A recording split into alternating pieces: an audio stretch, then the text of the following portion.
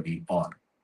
आज का मुद्दा इसलिए गंभीर है क्योंकि 2 दिन पहले पार्लियामेंट में अब तो पूर्व हो गए, दिल्ली हाई कोर्ट के निवर्तमान जस्टिस यशवंत वर्मा के खिलाफ जो इन्वेस्टिगेशन है, उसकी इंक्वायरी रिपोर्ट टेबल कर दी गई और टेबल करके बस इतिश्री कर दी गई। सब कुछ खत्म हो, चलो ये बहुत बढ़िया हो गया, जांच वांच हो गई, किसी की कोई जिम्मेदारी नहीं। 3 जजों ने रिपोर्ट को सौंपा ओम बिरला साहब को, बहुत अच्छे फोटोग्राफ आए, अखबारों में छप गया, हो कुछ भी नहीं रहा है। इम्पीचमेंट की बात हुई, वो बेचारे ने खुद ही रिजाइन कर दिया। ना तो एफआईआर हुआ, ना ही इन्वेस्टिगेशन के लिए कोई बात बन रही है। आज इसी मुद्दे पर ये पूरा इतना बड़ा पैनल हमारे साथ है और शुरुआत करते हैं हम एडवोकेट घनश्याम उपाध्याय जी से। घनश्याम जी, ये जो संसद में टेबल किया गया है, इसका क्या औचित्य, कितना महत्व है इसका? देखिए, महत्व इसका इस तरह समझ लीजिए कि जो पहली बात तो ये कोई नई बात नहीं हुई। जब इन हाउस कमेटी का रिपोर्ट आया हुआ था, उसमें भी यही बात कही गई थी, उनके खिलाफ फाइंडिंग दी गई थी और वो भी जो इंक्वायरी हुआ था उसको सिटिंग जज ने, हाईकोर्ट के जज ने उसको इंक्वायरी को कंडक्ट किया था और उसमें यशवंत वर्मा को बाकायदे हियरिंग दी गई थी, उनसे पूछताछ की गई थी, उसका जवाब मांगा गया था। उसके बाद वो रिपोर्ट सबमिट की गई और चीफ जस्टिस ऑफ इंडिया ने इस रिपोर्ट को फॉरवर्ड किया, पार्लियामेंट को फॉरवर्ड किया था। तो ये जो अभी उसके बाद लोकसभा देखिए क्या होता है, वो तो इन हाउस प्रोसीजर था, सुप्रीम कोर्ट का अपना खुद का था। ये जो रिपोर्ट सबमिट हुई है, ये जजेज इंक्वायरी एक्ट के अंतर्गत हुई है। लोकसभा के स्पीकर ने एक पैनल बनाया था, कमेटी बनाई थी, उसमें भी जज 2 जजेज थे और एक सीनियर वकील थे, उनका नाम उसमें है सब। और उन्होंने भी इंक्वायरी अपने लेवल से किया। मतलब एक जैसे हमारे कंसेप्ट है ना एक लॉ में, कनकरेंट फाइंडिंग, जैसे हमारे होता है कोई फैसला होता है, नीचे कोर्ट होता है, फिर उसका अपील होता है, अपील में एक फैसला कंफर्म होता है, उसको हम कनकरेंट फाइंडिंग बोलते हैं। तो यहाँ पे इसको आप कनकरेंट फाइंडिंग बोल सकते हैं। मतलब 2 इंक्वायरी हुई उनके खिलाफ, 2 इंक्वायरी में फाइंडिंग उनके अगेंस्ट में आई हुई प्राइमा फेसी कि भाई आदमी मिसकंडक्ट का गिल्टी है।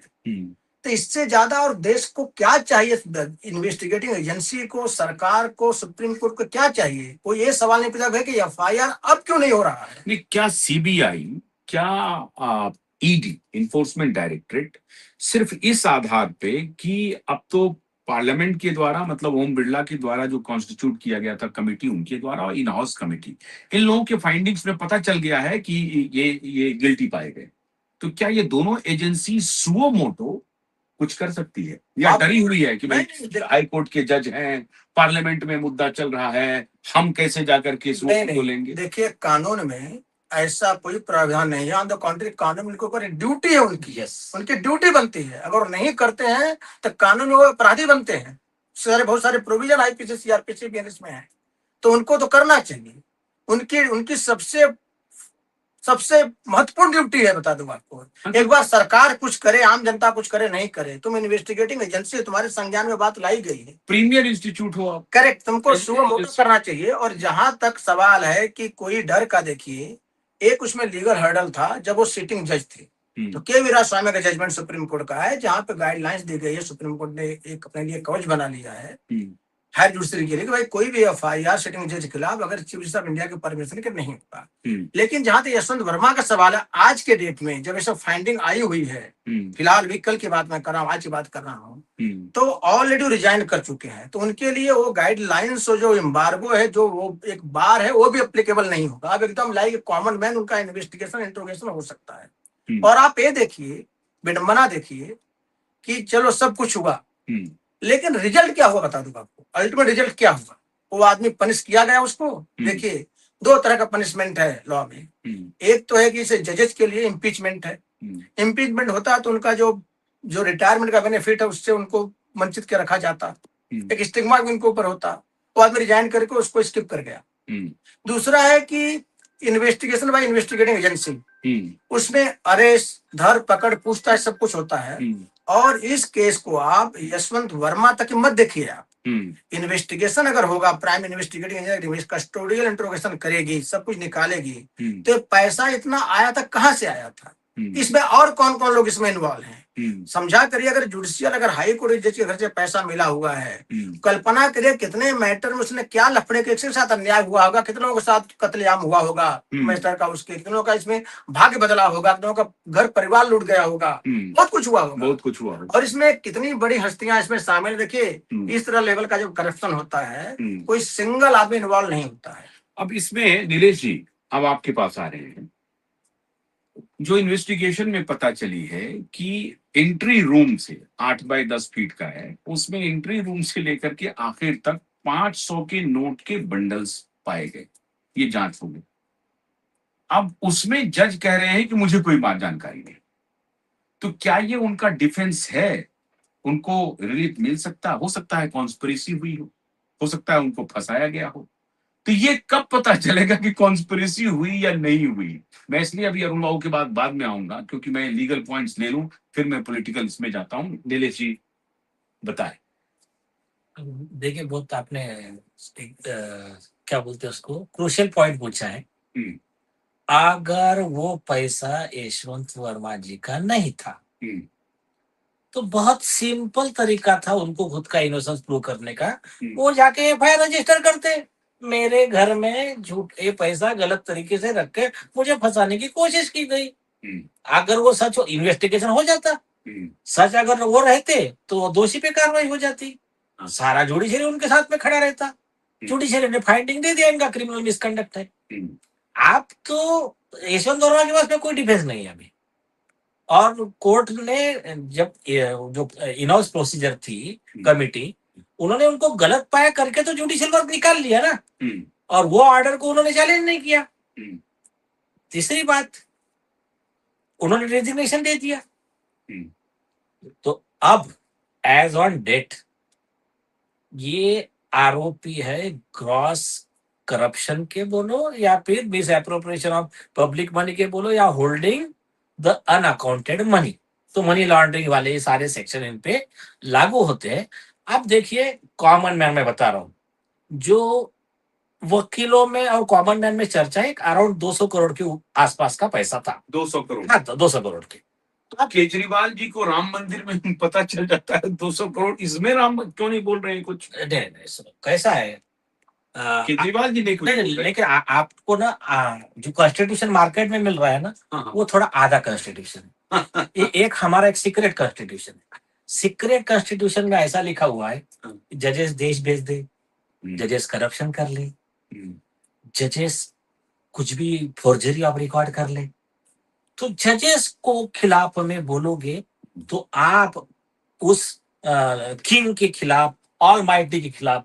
अब लॉर्डशिप बोल बोल के कुछ चमचे वकीलों ने तो इनको, इनके चीफ जस्टिस ऑफ इंडिया ने स्पीच में बोला कि लोग तुमको माय लॉर्ड बोलते हैं, और आपके फालतू के जोक पे भी हंसते हैं, क्योंकि बेचारों को उनका ऑर्डर लेना रहता है, तो आपके खुद को भगवान समझने लग गया। तो ये जो तथाकथित करप्ट जजेस का और उनके दलाल वकीलों का जो कोटरी है, तो इनका एक अलग से अनरिटन कॉन्स्टिट्यूशन है तुम्हारे लिए, उनका आपस में सीक्रेट है, अंडर हैंड डीलिंग है। तो जब भी कभी ऐसा आ जाएगा तो कॉमन मैन ने बोलने का नहीं, उनको आपके लॉ लागू नहीं होते, आपका संविधान लागू नहीं होता।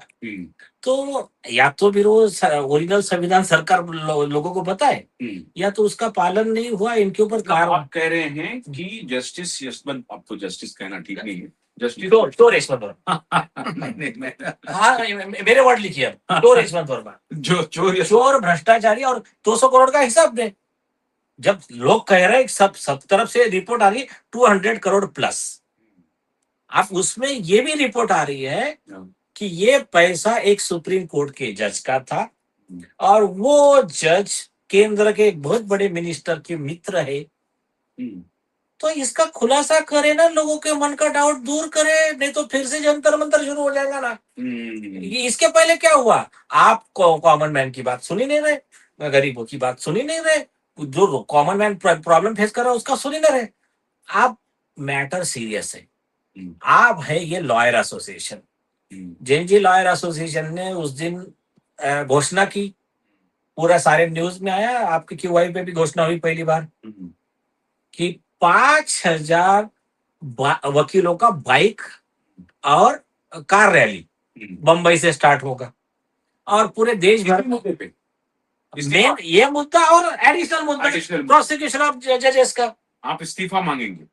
इस्तीफा मतलब इस्तीफा नहीं, जेल कस्टडी कस्टोडियल इंटरोगेशन। और एक बात पे तो सब इनको पैरालाइज हो जाता है कि नार्को टेस्ट क्यों नहीं हो भाई यशवंत वर्मा का? हाँ, क्या तुम्हारा दामाद है कि पुराने इन्वेस्टिगेशन ये संविधान जब बना था तो संविधान में बाबा साहब आम्बेडकर ने ऐसा क्लॉज लिख दिया था कि यशवंत वर्मा नाम का जो आगे करप्शन करेगा तो उसके खिलाफ कोई कार्रवाई नहीं होगी? बेवकूफ समझ कर रखा है लोगों को।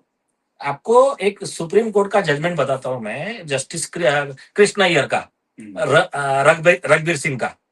उसमें उन्होंने ऐसा ही बस क्रिमिनल केस में पब्लिक सर्वेंट दोषी पाया गया, सुप्रीम कोर्ट ने पूछा इस पे क्या कार्रवाई की है, वो आकर चालू कर दी उन्होंने मनोहर कहानी।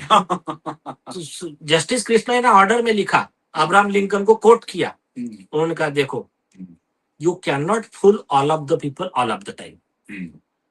बोले जहां गलती किया है क्रिमिनल प्रोसिक्यूशन यानी क्रिमिनल प्रोसिक्यूशन ही करना है पब्लिक सर्वेंट पे। अगर आप नहीं करोगे तो आप जनता का विश्वास खो दोगे और एक बार आपने जनता का विश्वास खोया ये सिस्टम ने, वो वापस हासिल करना बहुत मुश्किल हो जाएगा। सेकंड थिंग, के वीरास्वामी में कॉन्स्टिट्यूशन बेंच संविधान पीठ बैठी थी, संविधान पीठ ने क्लियर किया ये इम्पीचमेंट प्रोसीडिंग, लोकसभा अध्यक्ष आएंगे, फिर वो 3 जज की कमेटी बनेगी, ये सब क्या है? ये सेपरेट प्रोसीडिंग है।